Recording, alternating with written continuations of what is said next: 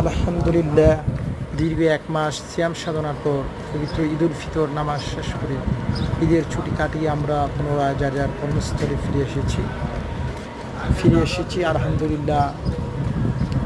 এসে আমি আগের নেয় অর্থাৎ আগে যে দৌড়াদৌড়ি বা হাঁটাহাঁটির অনুশীলন ছিল তা আলহামদুলিল্লাহ আবার পুরোদমে আজ থেকে স্টার্ট করলাম। দীর্ঘ এক মাসের বেশি সময় গ্যাপ ছিল এই অনুশীলনটা।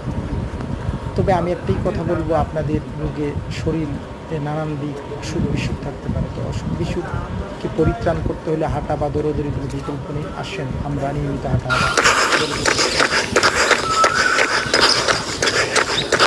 Distance 16 kilometers. Time 55 minutes 41 seconds. Previous kilometer in 10 minutes 22 seconds.